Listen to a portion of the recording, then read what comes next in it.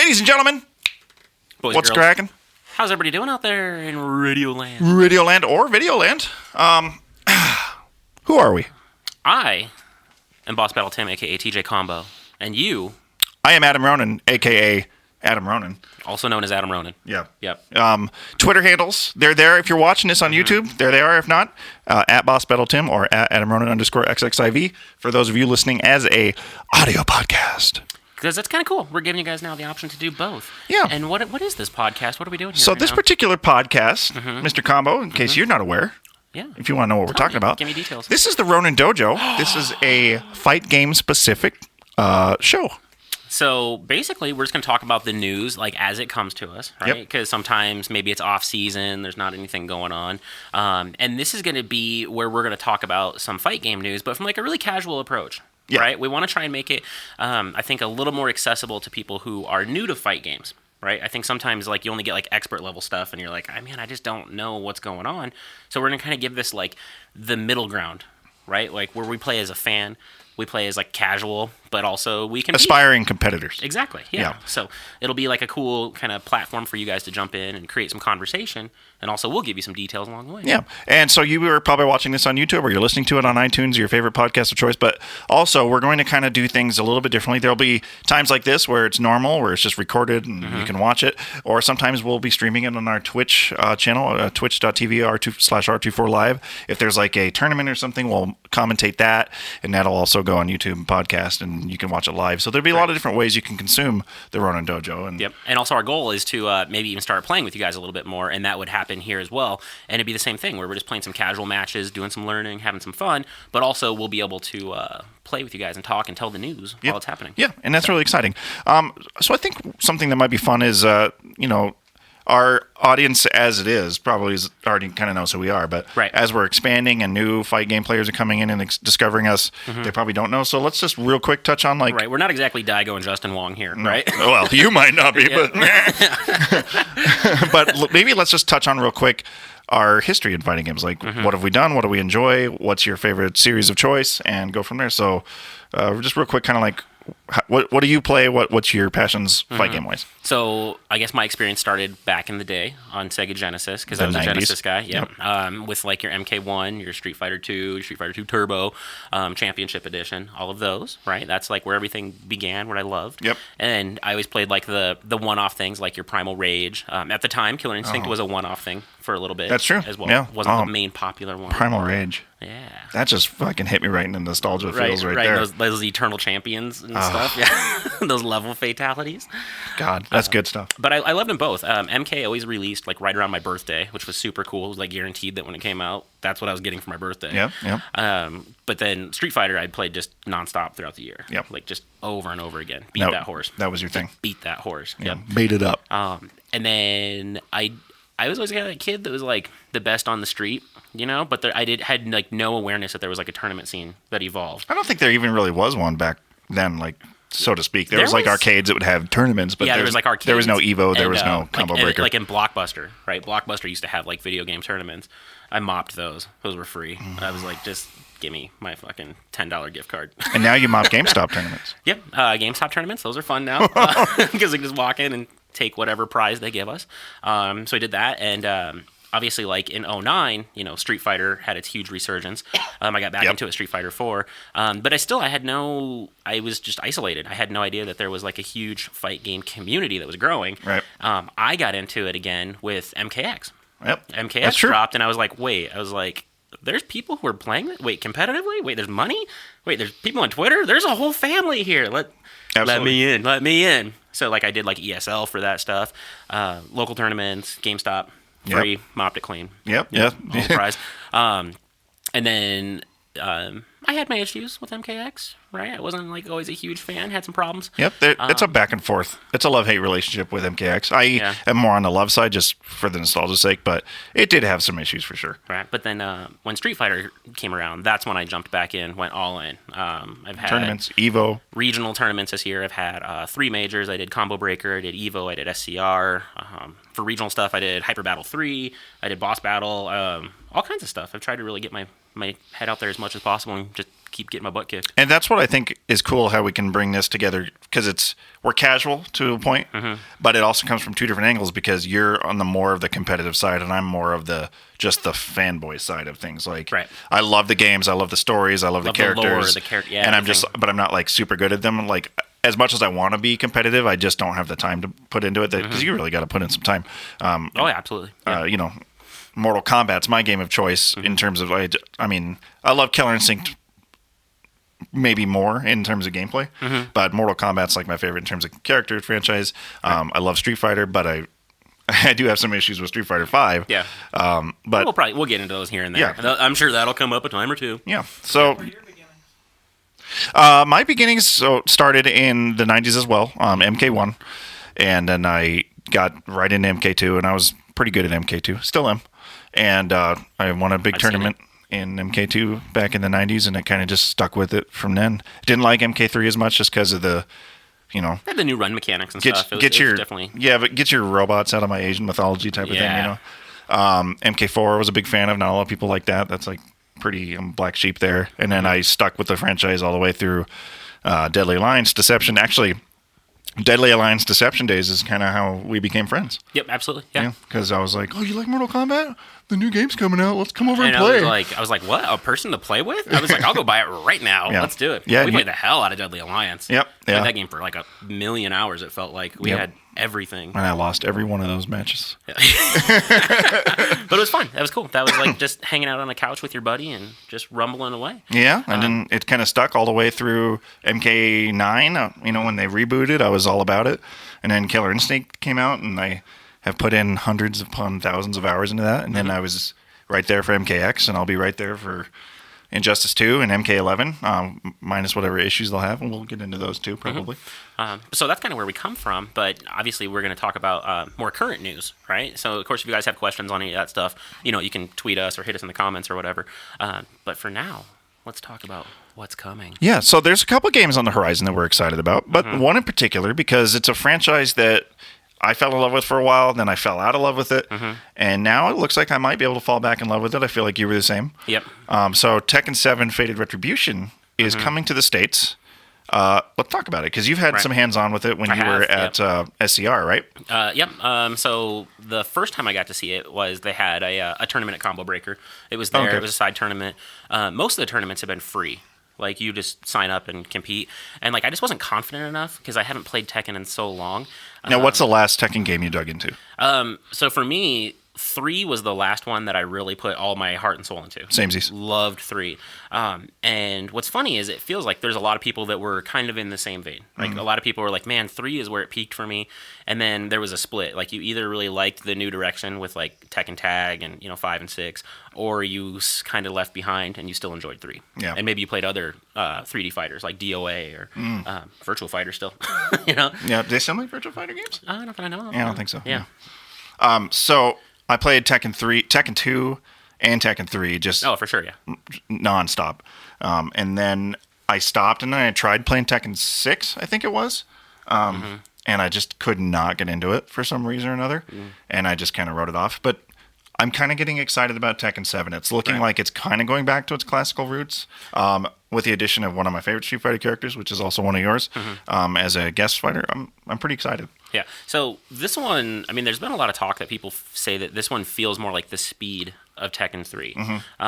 So it doesn't feel slow per se, right? But it's just not as in your face as some other fighters are. So I think if you were playing definitely a game that's rushed down, if I have Saberwolf in my face and then I play Tekken, it's like, man, this game's really slow. Right. But it's a very technical thing, because if you mess up in Tekken, you get punished so hard. Right, it's like the equivalent of a crush counter in Street Fighter, where you're just going to eat so much damage, it's not even funny. And if you're near a wall, or if they smash you through the floor, you're going to eat that much more on top of it. So a round goes away pretty quickly. Yeah.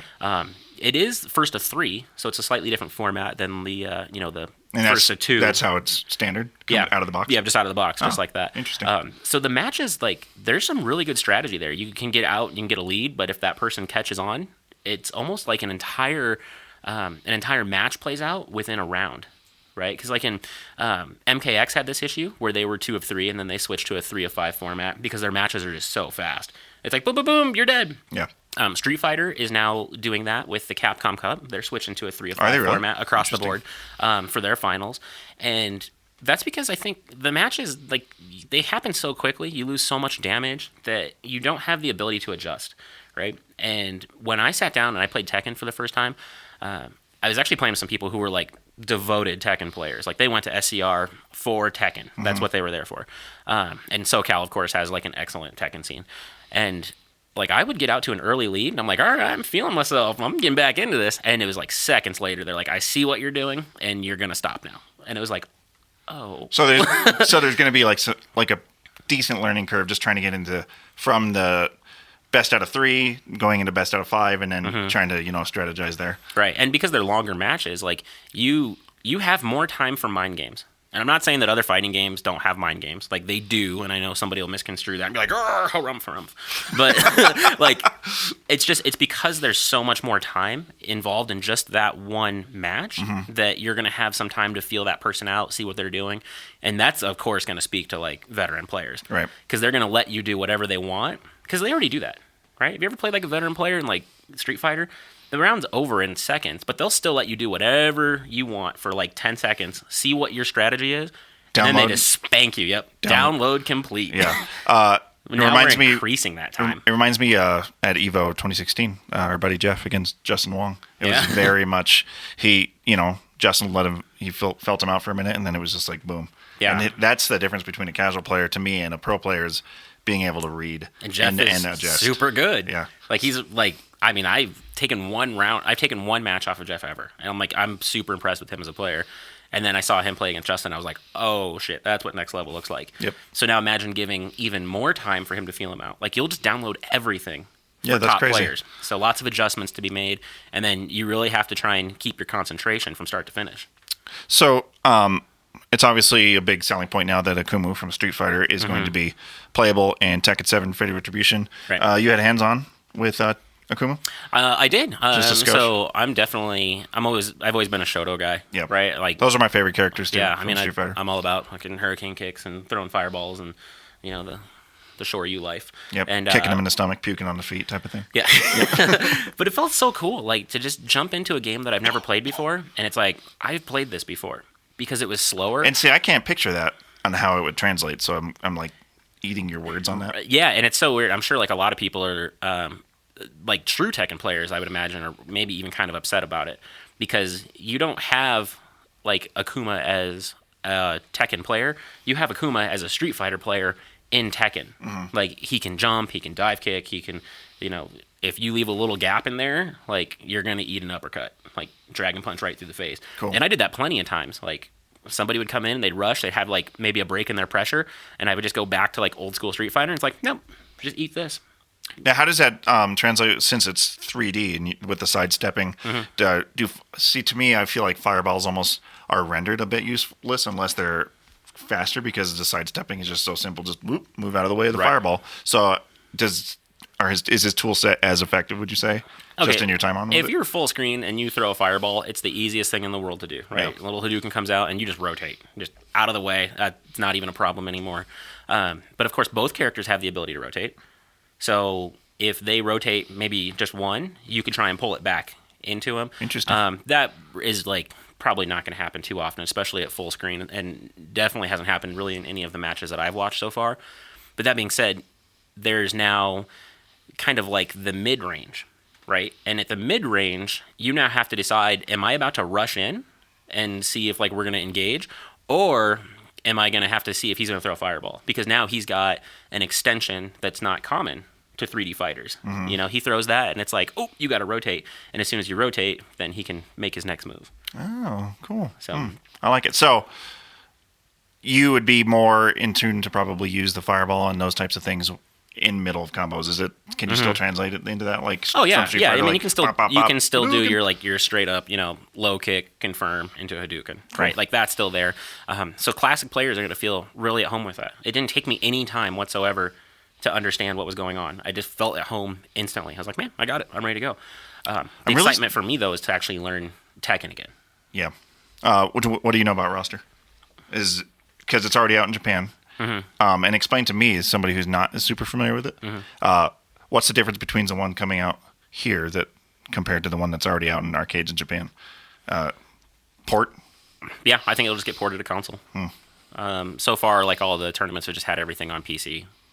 So they're like hidden under a cloth. Okay. You can't even see it. But, so I'm excited. And they haven't given us an official release date yet. I pre-ordered mine. Mine's been pre-ordered for like a month. Right. Because I want it on my door day one. But, pre-order date says like December 30th, which is like just like a generic placeholder date. I haven't seen an official date. But Are you expecting it by end of year? Well, actually... So Justin Wong just did the Tekken tournament, and he said he got bodied, he got knocked out or whatever. But he said that it's expected to release in January. So maybe that's some insider information that he dropped without letting us know. So that's not far. Yeah, but they've said it's beginning. It's like first quarter, quarter one of 2017. So it'll be early. Cool. So plenty of time to learn it before I have to go to Combo Breaker again in May.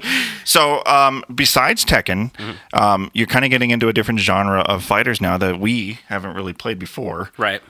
Let's talk about that a little bit, because I imagine you might be playing some of those at Combo Breaker as well. Maybe we'll see. Yeah. So I'm trying to take the big boy jump. And like I just love fighters, right? Like I know there's people out there that are hardcore, like they play Street Fighter. Yep. They play Mortal Kombat, right? And that's their love, that's their focus. I love fighters, so I do play them all. Only some have I competed in. Some I've competed in just for fun. Like I played Killer Instinct because I just thought it was fun. Because it's a fun it's game. just a fun game. Yeah. Like I'll just compete and just go in there and play my game. And if I win, I win. If I lose, I lose. Yep. Street Fighter, I tilt. Like if I lose in Street Fighter, I'm like, get away from me for like the next 5 hours. Like I'm gonna go. I know that feel. Kick puppies. But with the other genre I'm trying to get into is the anime. And this is a genre I want to get into, but I haven't taken the plunge yet. Right. So of course we're talking like Skullgirls, Guilty Gear, and now most recently for me, Blaze Blue Central Fiction on PS4. And it's a natural transition because we're a fan of actual animes. We enjoy watching them. Yeah, totally. So there's no reason why we don't play them. Yeah. And it's funny because back when we were younger, fighting games were a dime a dozen. You could go to Blockbuster and rent like 15 different fighting games that you'd never even played before. There was Clay Fighter. There was all these other weird things. Yep. Everybody was trying to get on the Mortal Kombat Street Fighter train back then. But now I feel like it's such a smaller genre that there's only like 4 or 5 to pick from. And, it's interesting that there's a whole niche of fighting games that we're just now kind of starting to mess with. Right. Now, I mean, there's some people like this is their niche. This is what they play. They are very passionate at it, and I know some of those people. And well, there's the two sides of the tail. So at every competition, there's always like everyone over here. Well, it's cut into, it's like a high school clique. There's like, there's the Smash players over there. Yeah. Over here's the Street Fighters. Yeah. There's the NRS guys over there. Yep. And then in the other room is the anime players. Yeah, and it's like there's always a divide. And like people will play in both tournaments because a lot of like your fundamentals and things cross over, but you can tell the one they're passionate about. Right? Like for me, I was passionate about Street Fighter at Combo Breaker, and then I would just like roll over, play some Killer Instinct, have fun. Yeah. But it's like you can tell like this is what they do, and the way they talk about it, and like everything that comes from their fingertips is about anime fighters. Like this is like their lifeblood. And I can see why, because the games are just so good. They're smooth. It's not even funny. And they're gorgeous. Yeah. And these are, it's different because, Street Fighter and Mortal Kombat and Killer Instinct, 3D models, motion captured, but there's something different about the anime games that are hand animated that are just like, you can just tell the love that was put into even just the one punch. You're like, look at all that, look at the cloths moving. It's a beautiful experience to play these games. Totally looks different. Yeah. And, you look at like the we'll just call them super moves, like just to be generic for both sides. Yeah. But like you look at like the super moves right now, and they're kind of like just like a big wash of things that happen in Street Fighter. It's like, and then boom, it's over. And like you do that in Guilty Gear, and you get like a 3-minute presentation about how hard you're kicking this guy's ass. And you're like, what is happening? Like this is so much fun to watch. And of course their soundtracks are phenomenal. Like they're just over the top, like cool guitar shreddy stuff, which is right up my alley. And yeah, totally is. Yeah. All you just need some blast beats. I know, right? At home. So you just got Blaze Blue, and you've been playing Guilty Gear for a while now. It might be too early to make the comparison, but which do you prefer in terms of the two? Man, I hate to take sides because I know there's somebody out there that's like going to instantly alienate the second. The caveat to that is we haven't put enough time into either of them to make, but right off of the like graphics, characters, like which one do you? I want to give this from like a fan perspective, right? Yeah. Like I know people have been playing Guilty Gear, for just years or whatever, and they're on that side, and there's people on the Blaze Blue side, and they'll probably both play, but like as soon as you pick a side, there's like they're not friends anymore. Yeah. But personally, I think Guilty Gear is a better looking game across the board.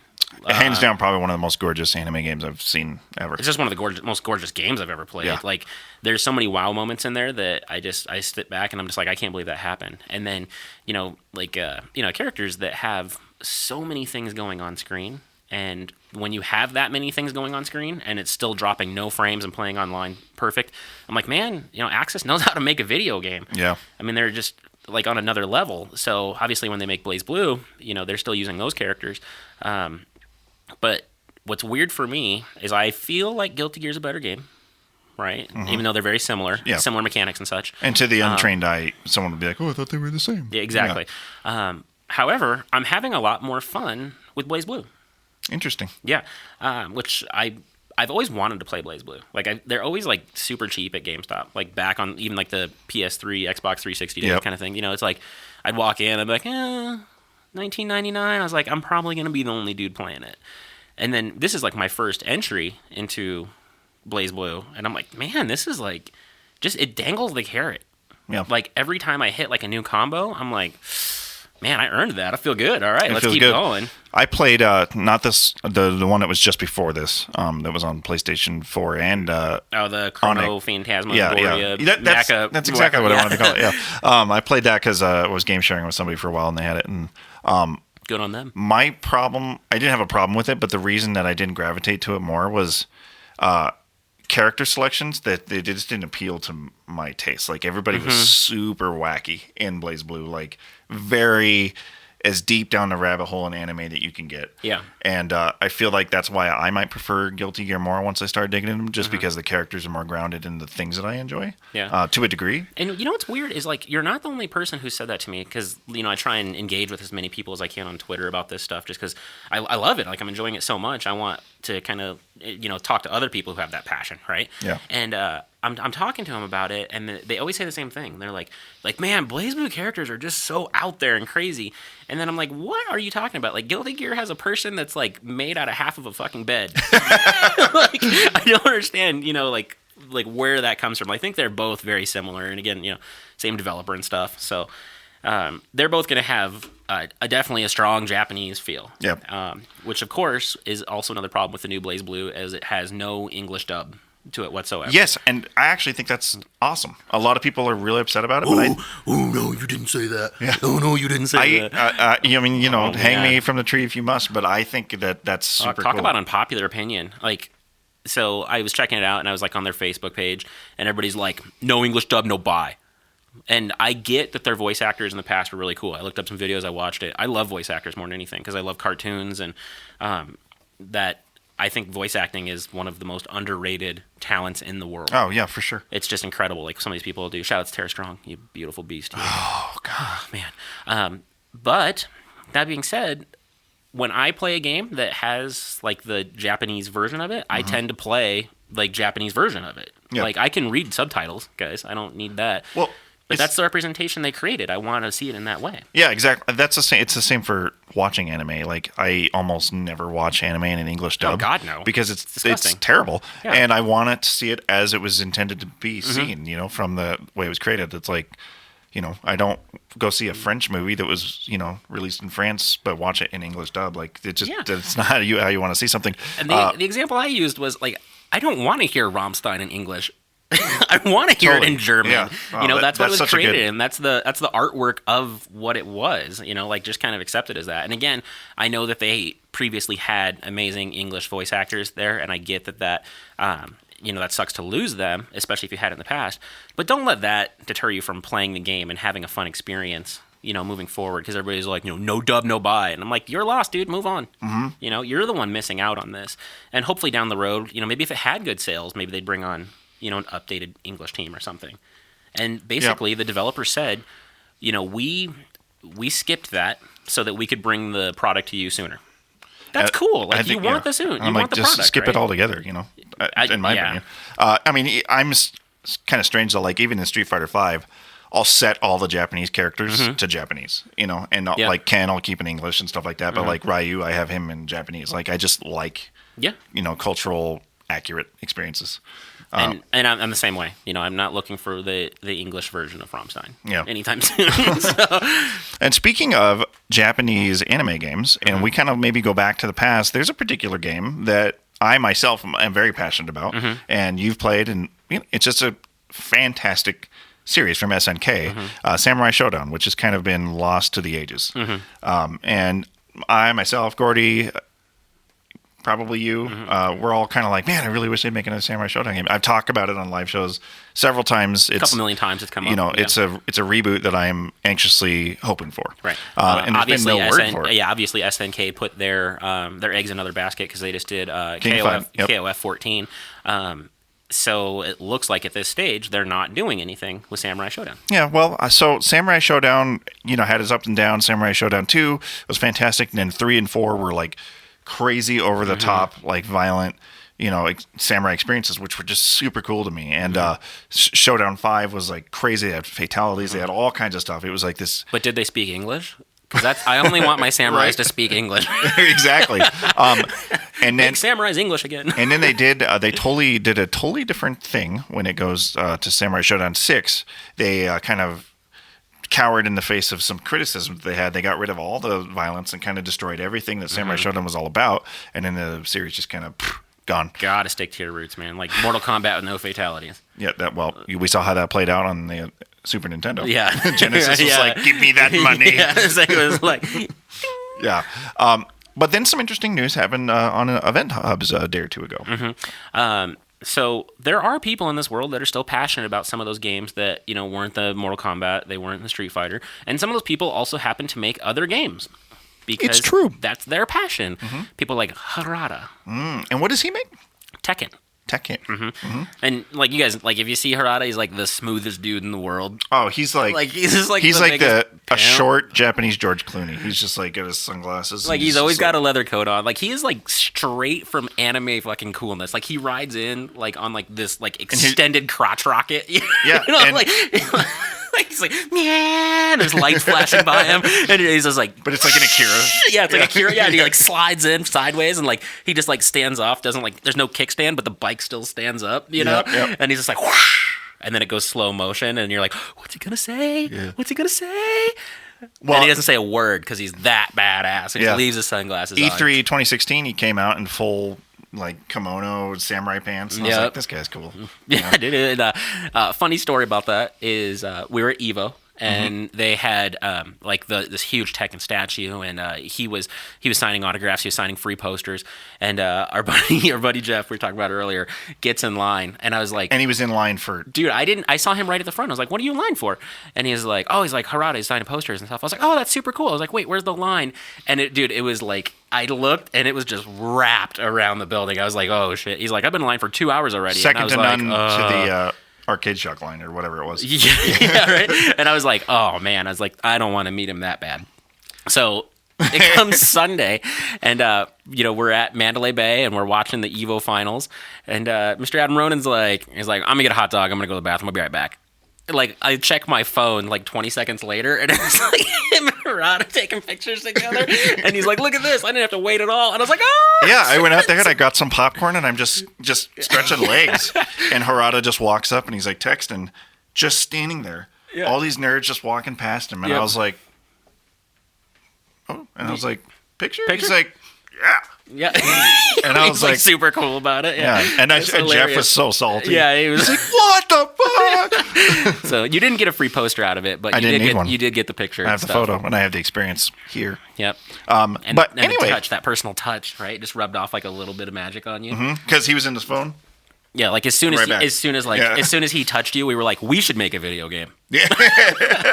I wish he would have touched you longer. How do you know he didn't? That's true. There's some things a man keeps to himself. What's up, Harada? Doesn't kiss and tell. I like that. So anyway, Harada, being the genius that he is, has been outspoken that he's a huge Samurai Showdown fan, goes back to his roots. So the Event Hubs article, Harada was talking about, Samurai Showdown is one of his passionate series that he's a big fan of. It makes sense because he's obviously very clearly a fan of the culture, Japanese and the Samurai Showdown, Samurai pants, Komodo and everything. Yeah. And he said that he had interest in making a Samurai Showdown game, and he expressed interest. There wasn't much to go on. It was a very brief quote on Event Hubs that I'll put here on the screen. If you're listening to the podcast, you can go read it. But he just said basically that, he has been toying around the idea of buying the rights to Samurai Showdown to bring it back to the roots and give it the entry that the series deserves. And I was just like, dog, give it to me. Like, there's ways that they could pull that off without having to officially buy the rights. They could let him take over. He could run his own studio, have them do it, and SNK just keeps their name, associated to it. And but everybody profits. Everybody wins. Right? I mean, that you think that because you would think, and this of course doesn't fit in the genre, but if it was that easy, then why the fuck isn't Marvel making X-Men movies, right? Yeah. But yes. We all have to play nicely in Tim's perfect world of sharing rights. I do think, though, that it is probable that they would sell the rights because they obviously aren't doing anything with the series. They haven't even mentioned it or even done anything with the IP, so they're probably just like, yeah, take it. Yeah. You can do what you want. Because they're very clearly just involved unless they got something in their pocket. And now, I'm not trying to upset fans or step on any toes, and I hope they don't have something in their pocket because nothing about King of Fighters has impressed me. 16. 14. 16 impressed the shit out of me. It's got all kinds of craziness. So I played it a little bit. Obviously, graphics aren't anything, and that's fine. I played the shit out of Skyrim, and that's one of the worst looking games of all time. But I think that it's weird to me. It's sluggish. The animations are kind of weird. I'm just not a fan. It's just not my cup of tea. It's probably a very fine game if you're a fan of it. Don't let that deter you. It's just not my cup of tea. So I'm hoping that they don't be like, let's make another Samurai Showdown, but cut all these weird corners like we did with King of Fighters. Fighting games are flavors, right? Like, they're all fighting games, but they all have like something that makes them spicy or something that makes one sour. Like, they're all just very unique, and I prefer them to be unique. And while I will play them all, there's some that I'm just not going to devote my time and my efforts into. King of Fighters, for me, is something that people have been invested in for a very long time. King of Fighters to them is Street Fighter to me. So while I'll jump in and I'll play it, I haven't put a lot of time into it. I think there's a pretty big learning curve to it, because it's any game with a tag system I think is difficult because you can't learn one character, you have to learn three. Yeah, right? And then you have to learn the three that play the best together, that make the best team, right. So on and so forth. Yeah, so I mean, if you see it and you're like, I think it looks cool, go buy it. Buy it, buy everything, buy a fight stick to go with it, play it, love it, have after it. Wear a Terry Bogard hat, do what you gotta do. Yeah, I know. I might wear the hat anyways. Yeah. But the fact is, for me, you kind of have to just, how much time do I have in a day? Where am I going to allocate it to? Right now, it's, Blaze Blue's getting almost 100% of my time currently. Leading up to SCR, it was 100% Street Fighter. I'm looking forward to adding Tekken into that and just kind of seeing what I enjoy most, because that's what's going to come down to me. Like, what do I just enjoy most? Yeah, well, what's the most fun? Because it's funny that you're saying this right now, but I know you as a human being that you say it's important to play what's the most fun, but you have no fun playing Street Fighter V. You just hate your life every it's moment. True. Like, I'm like a miserable human being when I play Street Fighter, and it's like I'm so invested in every single match that like I have a hard time. Like, for me personally, and this is like the worst attribute you can have as like a fight game person, is I can't lose a match and like just be like, oh, I lost, what did I do wrong? I'm like, grrr! And like I instantly tilt, and like it takes a while for me to cool down, then go back, see what I did wrong, make adjustments. And it's just like, I don't know, it's old competitive Tim gets like really feisty when he loses. Well, it brings us to the next point. So we just kind of touched on the fact Tim gets feisty when he loses. There's been moments in Street Fighter V that you haven't been super stoked on. Let's go into our final topic. Street Fighter V Season 2 is looking to be something that's happening. Maybe Season 2. We don't actually know. We don't know, but I'm going out on an assumption limb here. So Akuma was Akuma was I'm going back to our martial arts. Yeah, Akuma. we actually took a martial arts that started with the word Akumu, yes, which is where that's ingrained in us. Yeah. So he's been confirmed to be playable at the PlayStation Experience. Yep, which is the Capcom Cup Finals. Yep. That's where that'll be held in San Francisco. And so December 3rd and 4th. That's exciting to us. I'm super excited for it. Yeah. And it might not be the Akuma that we've seen recently. There's talk that the kanji that's on the back of him currently matches Shin Akuma, which is from from prior games. Right. Interesting. So it might be a slightly different version. We haven't seen anything else, that confirms or denies this other than the people teaser just look trailer at was it. very. Akuma. You see nothing. Yeah, right.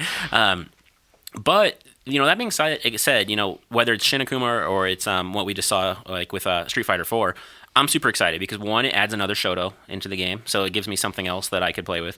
And two, he's typically always been like just an over-the-top glass cannon. Like he doesn't have the health that everybody does in the Shoto world, but his damage is through the roof. And I feel like that could be a huge power swing in a game where you can already take 50% health. Right. Yeah, So that's true. I was like, man, what if he could do like, what if he had like a 600 or 700 combo, but maybe he's only got like 900 health. Like that would be a huge exchange. His matches would be over before you could blink. Yeah, one way or the other. Yeah. Let's talk hypothetically. If there's a Street Fighter V Season 2, let's talk about stuff we would want to see, kind of excited about, and the big, elephants in the room. What are the big concerns there? So obviously, I'm excited because the reasons I like Street Fighter are the characters. The lore. Ken and Ryu's relationships that had the Japanese everything going back. Akuma is one of my favorite characters. But I'm excited to see a plethora of some of the other characters that I hope that they can bring forward. So, what are you thinking for Season 2? What are you excited about? First of all, let's talk positive before we get into the negatives. All right. So currently, if you look at the way that they've laid out the characters, there are 2 available spots, which means that these could be a DLC that aren't Season 2. Sure. So while I'm not saying that they won't do a Season 2, because they will. It's Capcom. They have tried to milk every single cent out of this damn game that they possibly can. Yep. You have to buy colors, you have to buy costumes, you have to buy stages, you have to buy alternate stages, you have to buy the Season 1 pack. I can't imagine in any world that Akuma drops for free. And any characters that come after him is probably going to be another $25. So the game's been rough on the wallet, especially when you play an anime fighter that's like, here's a whole bunch of character colors for free. And they're like, thanks, guys. Wasn't that hard to render blue to red, was it? Well, I guess if we're going to start with the negative stuff. Yeah, I was ready to get into the positive stuff, but yeah, it's easy to rant on that. So the biggest concern, obviously, is cost. Yeah. So a lot of us, if you bought the game outright, $60. If you bought then the additional DLC characters, that was like $30. I think it was like 25 or 25. something like that. Yeah. And then there was the what else did I get? I bought the Capcom thing. I bought that pack as well. $20, wasn't it? It was like a la carte, so I think you could do all of it for that. I think I bought the stage, which was $10. Because at the time, the stage, it runs whatever the event is. So it ran Evo, which I was at. And I was like, of course I'm going to buy the stage of the event that I was at. And I actually bought it before I realized that changes. So I was like, I actually always wanted it to be, representative of the tournament that I was actually at. Not the one that shows up right after that. But it was still cool. I bought that. I really haven't bought a lot of costumes. I feel like they're just kind of milking the dime. And I was like, man, this is getting rough on the wallet. But if you were to have bought every piece of DLC that Street Fighter V has come out with, you're spending well over $150 for one single game, which is... One person sent me the math one time. He's like, if you bought everything, he said it was like $237. And That's silly. That's silly. That was before they even added more to it. So more's been added since then.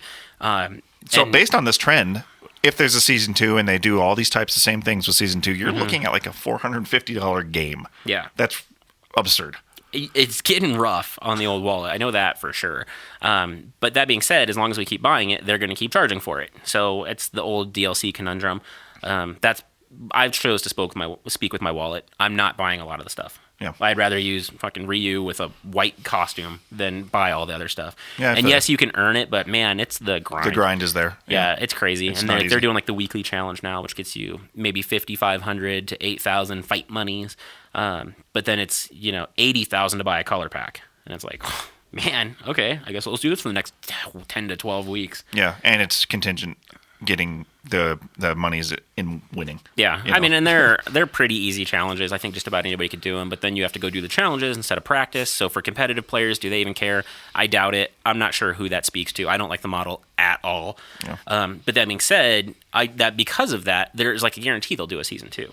Yeah. They're going to keep characters rolling, and they've always done that in Street Fighter, where vanilla launches, and then they're like, here's Ultra and Super Ultra or whatever. Like they're going to keep characters coming. And the argument, 'cause I was talking to somebody the other day on Twitter, and I was like, I don't, the cost is important to me. And they're like, I'll spend whatever it is to support Capcom so they keep making Street Fighters. Right. I was like, sure, I get that, but they're making half-assed Street Fighters because the big elephant in the room right now is they still don't have a 100% working netcode.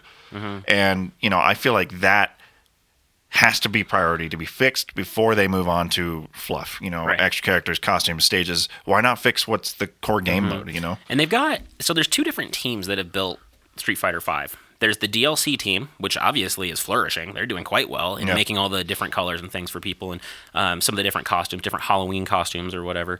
They're the ones working on those types of things. But then on the other side of things is like the gameplay team, the team that does the netcode.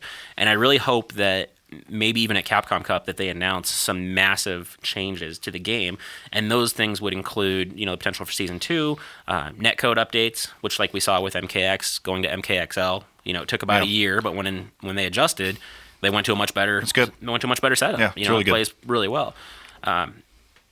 Guilty Gear, Blaze Blue. Killer Instinct has flawless netcode. I mean, you have a harder time finding a match because there's just less people, right? But once you find a match, it just plays. Yep. And it's like there's no problem whatsoever.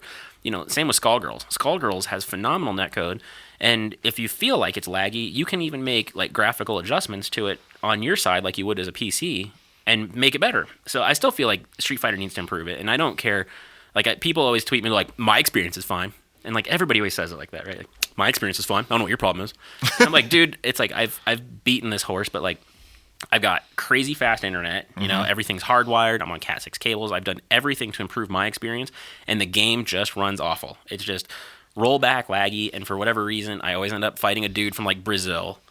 And I'm like, no, oh my God, it takes 24 hours to fly there. How long is it going to take to send packets of information about what happened? It rolls back, everything's teleporting, and you lose points. I get frustrated and smash a controller.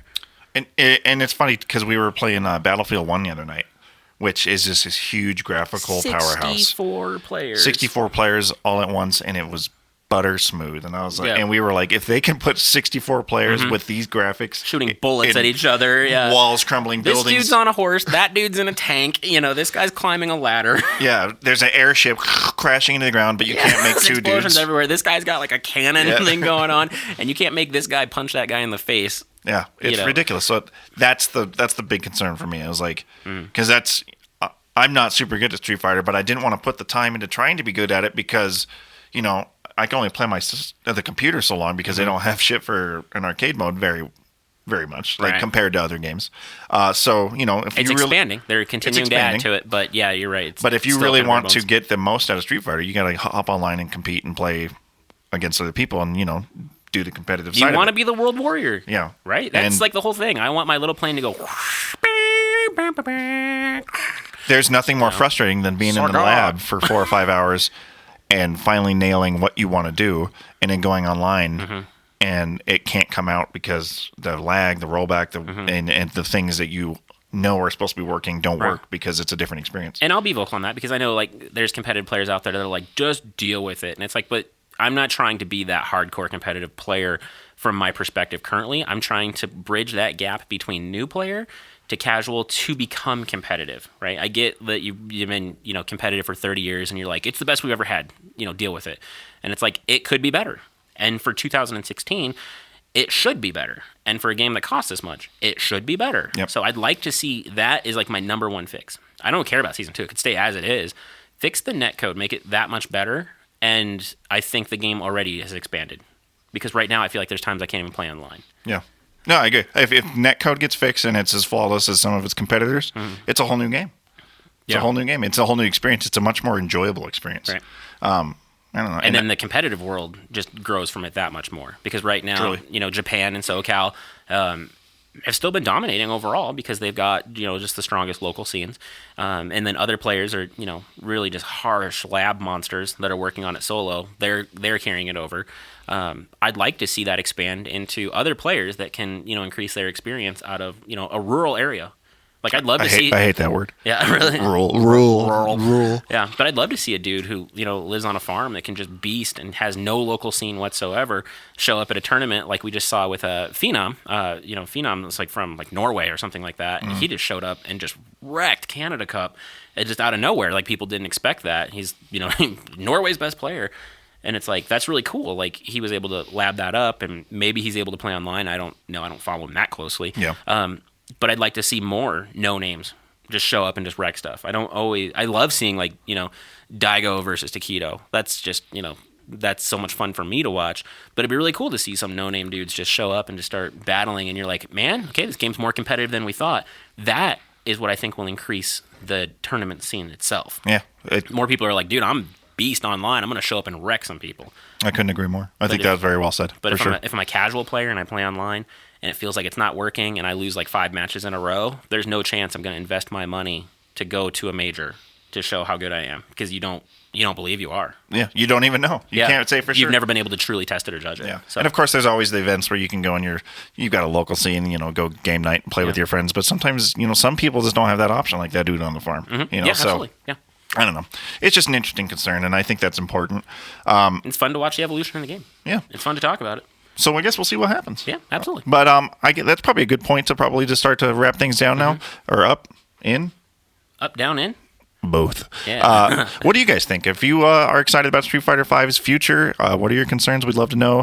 Hit us up on the Twitters if you're watching this on YouTube, comments, stuff like that. Yeah. We'll open up a forum here pretty soon. I'm putting together some emails, so if you've got like topics and questions you guys want us to cover, you can send in your things. Suggestions and things, you can, of course, just hit us up on Twitter, and we'll answer those now. But right. And the other big thing, too, is that, like, the whole vibe of this show is that, if we say something and you feel like there's an excellent point to add in, please do so. Like, I want to present that to other people who are listening to the show, because, again, this could be somebody who, this is their first foray into fight games. Like, let's give them more details. Let's be cool. Let's, kind of grow, make our own little local community via online, right? Like, just keep expanding. That was the initial goal of the Ronin Dojo in the first place. Yeah. To share tech and just be, like, super positive about everything. Like, really try and expand and get more people into it. Absolutely. You know what? And so you'll see more Ronin Dojo. If you have the app on iOS and Android, you can get that on your respective app stores. There'll be an update coming out for that soon. And then version 2 is in the works. That'll have a whole lot more content that will be more viable to your success as a fighting game player. So, Combo, play us out.